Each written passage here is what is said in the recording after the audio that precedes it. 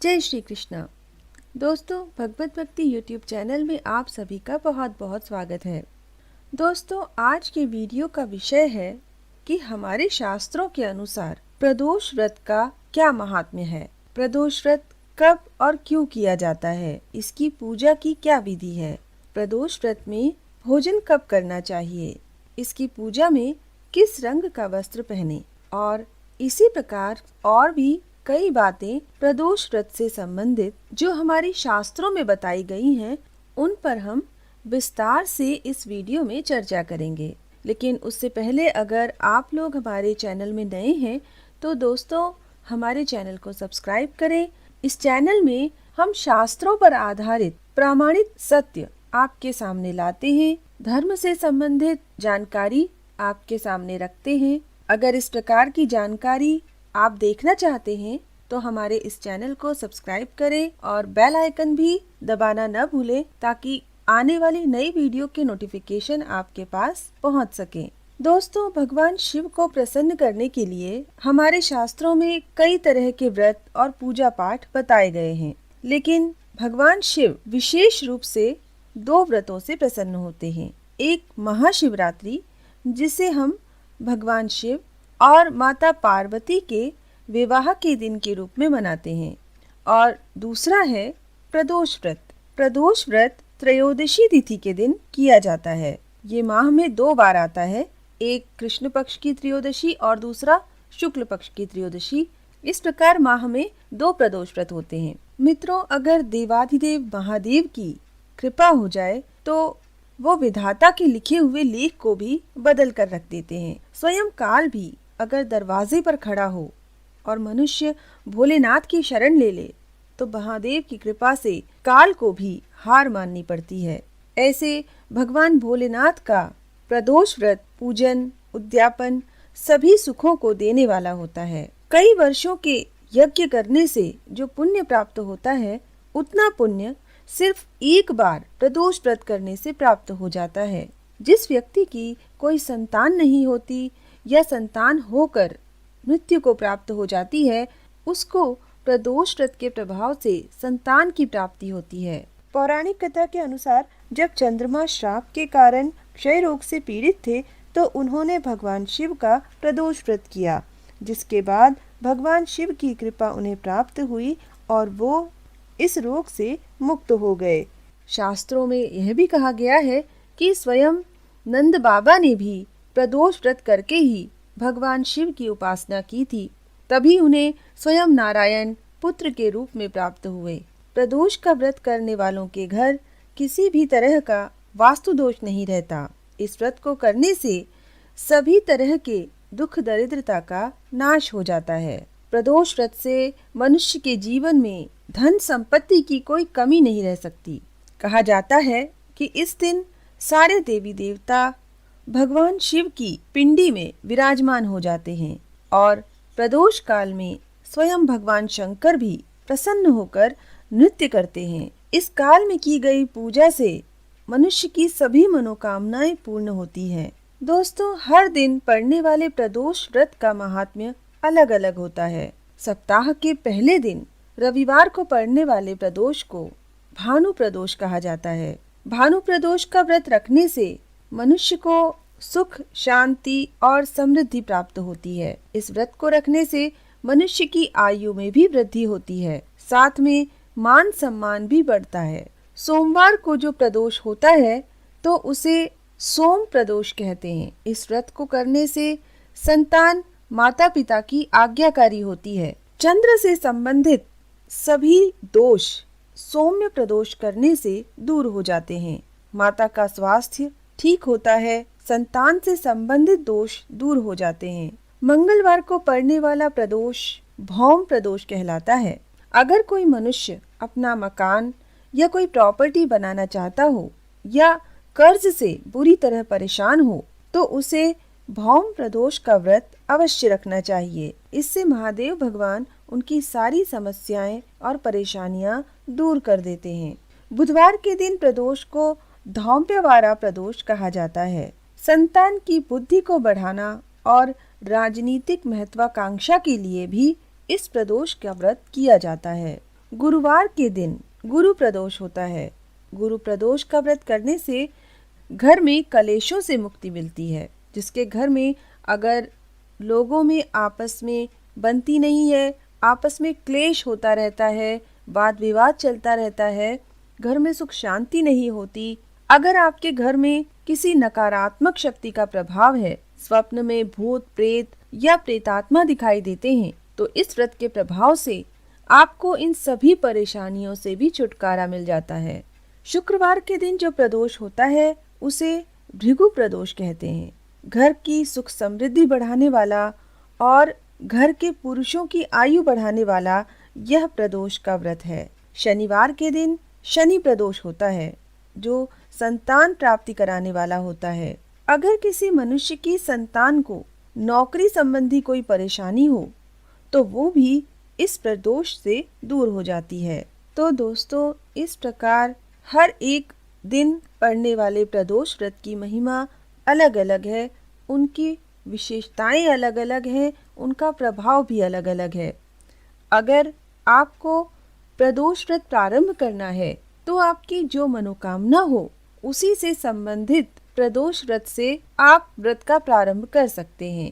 वैसे आप प्रदोष व्रत किसी भी प्रदोष से प्रारंभ कर सकते हैं। प्रदोष के दिन भगवान शिव की पूजा किस प्रकार करनी चाहिए, अब मैं इसका वर्णन करूंगी। पूजा करने के लिए प्रदोषो रजनी मुखम के अनुसार सायंकाल के बाद और रात्रि आने से पूर्व दोनों के बीच का जो समय है उसे प्रदोष कहते हैं। व्रत करने वाले को इसी समय भगवान शंकर का पूजन करना चाहिए। प्रदोष करने वाले को त्रयोदशी के दिन भर भोजन नहीं करना चाहिए। शाम के समय जब सूर्यास्त में 3 घड़ी का समय शेष रह जाए तब स्नानादि कर्मों से निवृत्त होकर श्वेत वस्त्र धारण करें। प्रदोष के व्रत में सिर्फ सफेद वस्त्र पहनने का ही विधान है। स्नान करने के उपरांत गाय के गोबर से पूजा के स्थान को लीप लें। फिर आटे से अष्टकमल का फूल बनाकर उसके ऊपर चौका स्थापित करें। इस चौके के ऊपर सफेद कपड़ा बिछाकर उस पर शिवलिंग की स्थापना करें। आप किसी भी शिवलिंग को ले सकते हैं। अगर आपके घर नर्मदेश्वर शिवलिंग है तो बहुत अच्छी बात है, लेकिन अगर वो नहीं है तो भी आप पत्थर का, मिट्टी का बनाकर शिवलिंग ले सकते हैं। व्रत के दिन पवित्र आचरण रखें। मन ही मन भगवान शिव के मंत्रों का जाप करते रहें। ओम नमः शिवाय, इस मंत्र का जाप परम पुण्यमयी और फलदायी होता है। भगवान शिव की पूजा करने के लिए सारी सामग्री एक साथ वहां रख लें, जिससे आप आराम से बैठकर पूजा कर सकें। बीच में आपको उठना न पड़े। ध्यान रहे, भगवान शिव की पूजा में बीच में उठने से महादेव भगवान रुष्ट होते हैं और मनुष्य का धन संपत्ति नष्ट होकर उसे दरिद्रता भोगनी पड़ती है। इसलिए पूजा के लिए आवश्यक सभी सामग्रियों को पहले ही पूजा के स्थान में रख लें। आचमन करके यथा योग्य आसन ग्रहण करें। शुद्ध बुद्धि वाला मनुष्य आसन पर बैठकर भस्म से त्रिपुंड लगाए। त्रिपुंड से जप, तप और दान सफल होता है। भस्म के अभाव में त्रिपुंड का साधन जल इत्यादि बताया गया है। फिर मनुष्य रुद्राक्ष धारण करे और भगवान शिव की आराधना करे। पूजा के प्रारंभ में भगवान गणेश का सिंदूर आदि उपचारों के द्वारा पूजन करे। ओम गणपतये नमः ऐसा मंत्र बोलते हुए कार्तिकेय सहित गणेश जी का भक्ति के साथ पूजन करना चाहिए। उन्हें बारंबार नमस्कार करें। तत्पश्चात गिरिजा नंदिनी उमा की पूजा करें। चंदन, कुमकुम तथा धूप दीप आदि से शिवा का पूजन करके नमस्कार करने के पश्चात भगवान शिव की पूजा प्रारंभ करें। भगवान शिव का आवाहन करके सांबाय सदाशिवाय नमः आसनम समर्पयामि बोलकर आसन समर्पित करें। शिवलिंग को प्रसन्नता और भक्ति के साथ पंचामृत अर्थात दूध, दही, घी, चीनी और शहद इन 5 द्रव्यों से स्नान कराएं। फिर शुद्ध जल से स्नान कराकर सुगंधित चंदन का भगवान को लेप लगाएं। सुगंधित जल से उनके ऊपर जलधारा गिराकर अभिषेक करें। फिर वस्त्र से शिवलिंग को अच्छी तरह पोंछकर भगवान शिव को तिल, जौ, गेहूं, मूंग और उड़द अर्पित करें। भगवान को पुष्प अर्पित करें। 5 मुख वाले परमात्मा शिव को कमल, शतपत्र, शंख पुष्प, कुश पुष्प, धतूरा, मंदार, द्रोण पुष्प, तुलसी की मंजरी और बेलपत्र चढ़ाकर भगवान शिव की विशेष पूजा करें।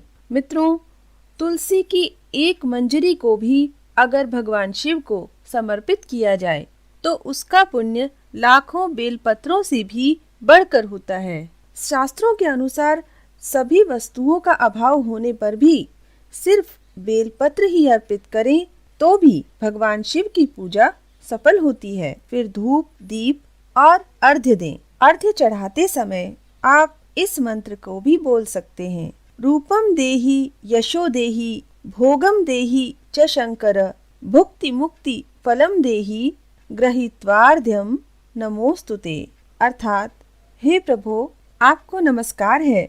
आप इस अर्घ्य को स्वीकार करके मुझे रूप दीजिए, यश दीजिए, भोग दीजिए और भोग और मोक्ष रूपी फल प्रदान कीजिए। इसके बाद भगवान शिव को उत्तम नैवेद्य अर्पित करें। नैवेद्य के पश्चात प्रेम पूर्वक तांबूल बनाकर शिव को समर्पित करें। 5 बत्ती की आरती बनाकर भगवान को दिखाएं। तत्पश्चात नाना प्रकार के स्तोत्रों द्वारा प्रेम पूर्वक भगवान की स्तुति करें। दोस्तों, अगर आपको पूजन का कोई भी मंत्र नहीं आता तो आप ओम नमः शिवाय का जाप कर सकते हैं। शिव रुद्राष्टक, नमामि शमीशान निर्वाण रूपम, इसका जाप कर सकते हैं। नमः शिवाय बोल सकते हैं। तब भी महादेव भगवान आपकी पूजा पूर्णतः स्वीकार करेंगे। इस प्रकार पूजा प्रार्थना करके भगवान शिव की कथा सुने। हर दिन के प्रदोष व्रत की कथा अलग अलग होती है, जिनका लिंक मैंने डिस्क्रिप्शन में दिया हुआ है। इसके बाद प्रदोष व्रत की कथा करें और कथा के बाद आरती करके भगवान शिव की परिक्रमा करें। परिक्रमा के बाद साष्टांग प्रणाम करें। भगवान की बहुत बहुत प्रार्थना करके उनसे क्षमा याचना करें कि मैंने अज्ञान से या जानबूझकर जो पूजन में किया है वह आपकी कृपा से सफल हो। हे गौरीनाथ, हे भूतनाथ, आप मुझ पर प्रसन्न होइए। धरती पर जिनके पैर लड़खड़ा जाते हैं उनके लिए भूमि ही सहारा है। उसी प्रकार जिन्होंने आपके प्रति अपराध किए हैं उनके लिए भी आप ही शरणदाता हैं। इस तरह बहुत बहुत प्रार्थना करके उत्तम विधि से पुष्पांजलि अर्पित करने के बाद पुनः भगवान को नमस्कार करें और फिर बारंबार प्रार्थना करके उनका विसर्जन करें और उस जल को अपने हृदय और माथे पर चढ़ाएं। दोस्तों, इस प्रकार भगवान भोलेनाथ का पूजन करके प्रदोष के दिन सूर्य डूबने के बाद ही भोजन करना चाहिए। भोजन में सात्विक आहार लेना चाहिए। इस विधि से जो भगवान शिव का पूजन और अर्चन करता है वो संसार की सभी संपत्तियों को प्राप्त कर अंत में मोक्ष को प्राप्त करता है। बोलिए महादेव भगवान की जय। माता पार्वती की जय। ओम नमः शिवाय।